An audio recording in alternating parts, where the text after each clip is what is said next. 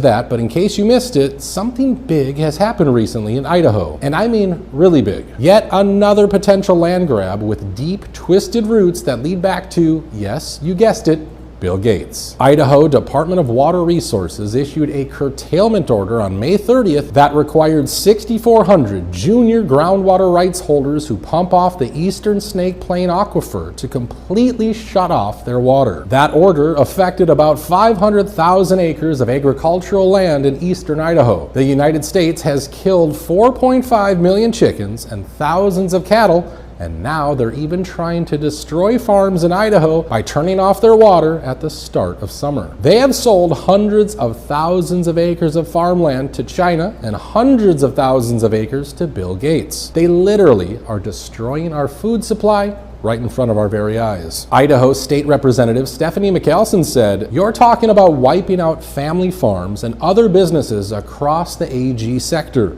It's basically a draconian way to bring about what they need." So, is Bill Gates stealing more land? Did you know that Bill Gates is the largest private owner of farmland in the U.S.? He owns 270,000 acres. What does the computer boy want with all that land? Bill Gates has purchased more farmland in Idaho and is the largest farm owner in the United States next to Chinese investors. They say who controls the food controls the people. Let's also note that Bill Gates grows a ton of potatoes. The largest grower in competition to his product is Idaho potato farmers. Look at this article. McDonald's French fries, carrots, onions, all of the foods that come from Bill Gates' farmland. His reach is enormous. His control, scary. Americans are outraged, calling for an investigation into Bill Gates and what exactly he's doing with the nearly 300,000 acres of American land that he's purchased. Perhaps you've already seen the rubbery fruit that's been trending on social media lately.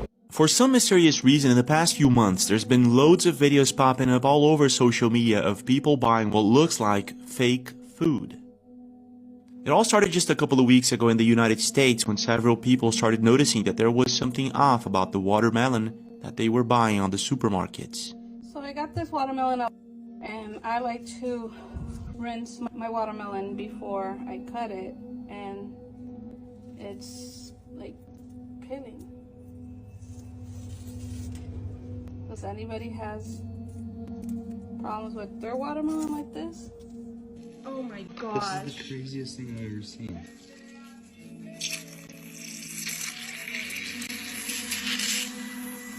It sounds like the goat is dying.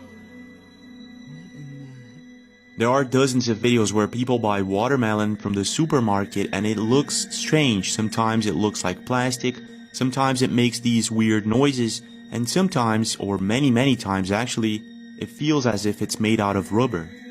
So I cut watermelon for my kids, and they're all bringing it right back, saying they don't like the texture. And I've seen enough videos of people posting rubbery watermelon. I can't believe I got one. I got a rubbery watermelon. The texture is so weird. Like, you gotta bend it so far before it will break. But it wasn't just rubbery. There was something else about the watermelon that was bothering a lot of people. Okay, y'all. I threw this watermelon out over a week ago. It smelled really good. Bought it from Walmart. Cut it open, and it was like plastic. Tasting it was absolutely horrible. I didn't really know what to do with it, so I threw it outside. This is a week later. It looks like mud. What's going on? It was pretty obvious that there was something off about the watermelon and a lot of people were noticing it. But here's the thing, it wasn't just the watermelons. There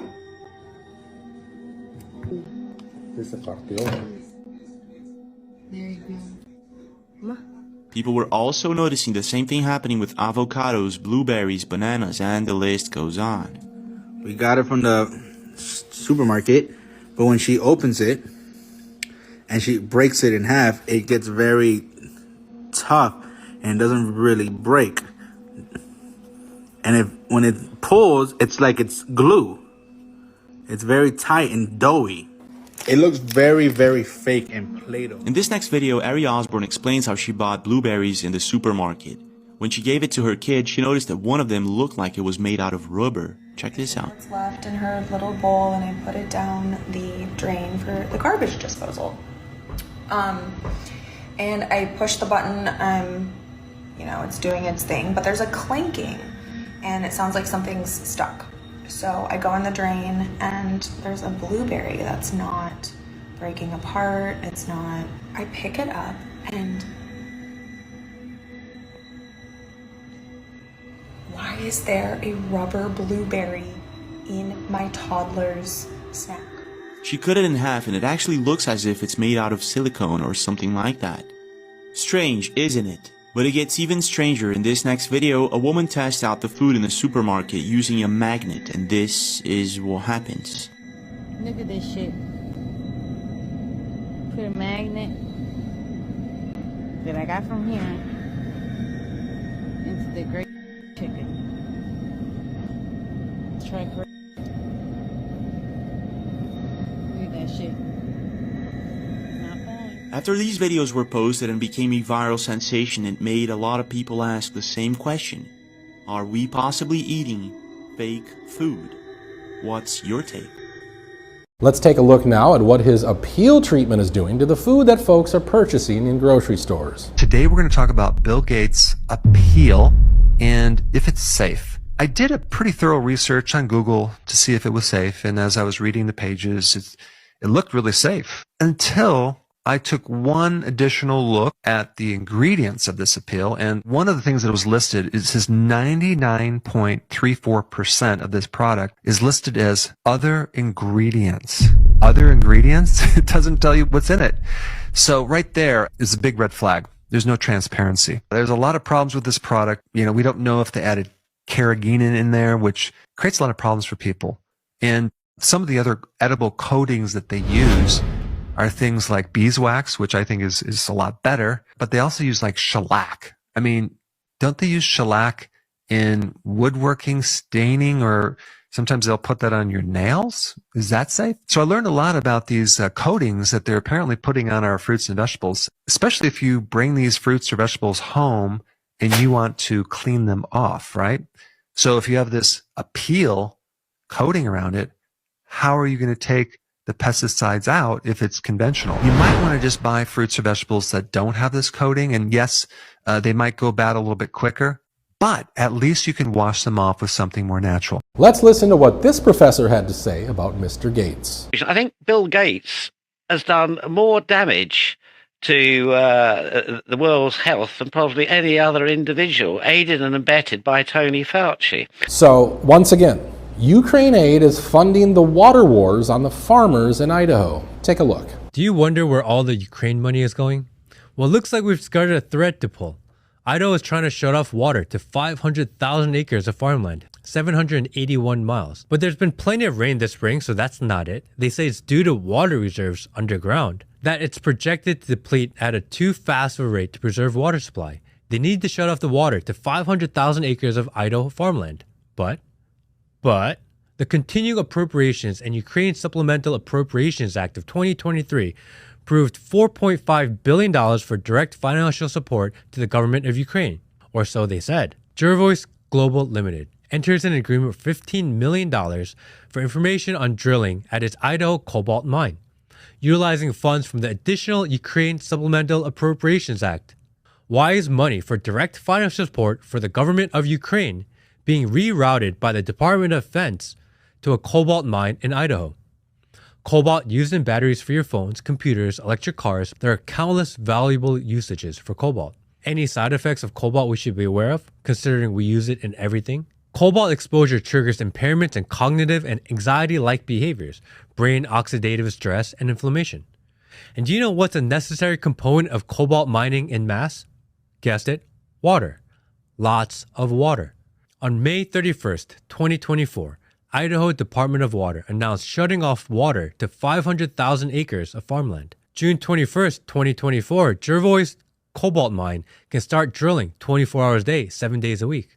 Idaho is shutting off water due to a shortage at the same time the cobalt mine is set to start operating 24/7.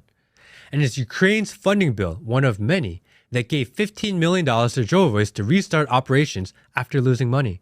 Couple of things to look further into. How many members of Congress have a financial interest in this cobalt mine?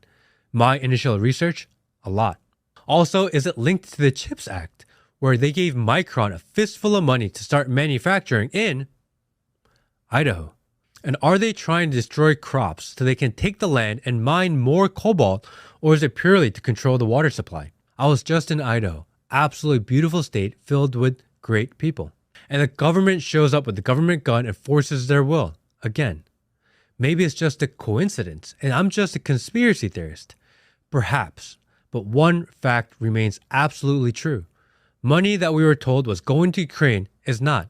There is no coincidence. Let's go back to 2022, when mining in the exact same area was causing problems then as well. We're going to read this article from ABC News with the headline, Idaho Cobalt Mining That Devastated Local Water Revisited with Greener New Approach. The Salmon Chalice National Forest covers 4.3 million acres of rolling mountains covered in trees, rivers, and wildlife living in the largest wilderness area in the United States. Underneath the surface lies the Idaho Cobalt Belt, one of the country's only large deposits of the critical mineral key to the lithium-ion batteries that power our phones, laptops, and increasingly our vehicles. Cobalt mining abandoned this mountain range decades ago. After one mine caused devastating effects on the local environment and an entire town, a mountain range in Idaho is now seen as a key location in the country's move towards renewable energy sources. Australian company Gervois is poised to restart mining in the Salmon Chalice National Forest. They're looking for cobalt they mine to be used in rechargeable batteries in devices such as electric vehicles, power storage containers, and other clean energy technology.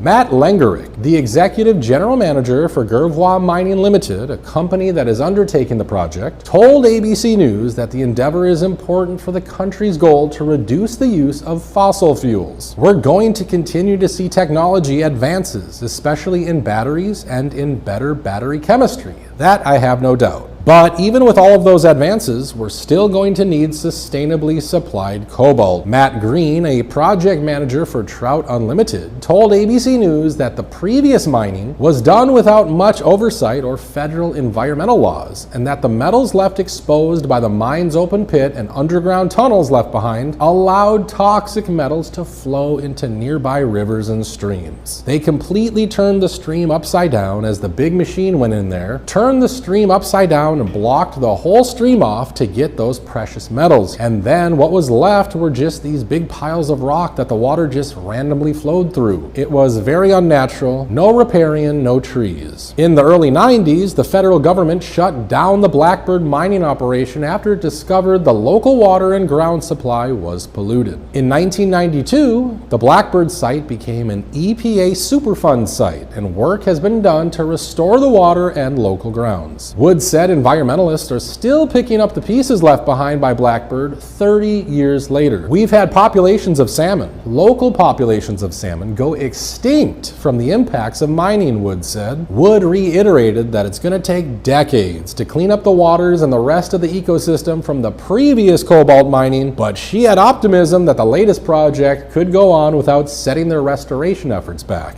And while the ecological devastation from the old mine is still fresh, a changing economy and increased calls to decrease fossil fuels has pushed companies and the federal government to restart mining. Lengerick boasted his company's new technology and mining processes, contending that those 21st century advances, along with new government regulations, will minimize the impact on the surrounding area, fauna, and flora compared to previous mining operations. At the end, as all of this gets filled, we cap that portal, we put the slope back, and we revegetate it, and nobody will ever know we were here, he said. The company aims to produce 2,000 tons of cobalt a year, which represents 10% of the U.S. demand for the new batteries. Cobalt is deemed critical by the U.S. government because of its use in batteries. President Joe Biden has been pushing to mine for it domestically instead of importing it from other nations. Do you think this is going to go as well as they say, or is this going to be another 30-year environmental disaster? Let us know your thoughts about all this in the comments section below. If you enjoyed this video, please subscribe to the channel, and I hope to catch you on the next one. God is sending us a message, and it's a fascinating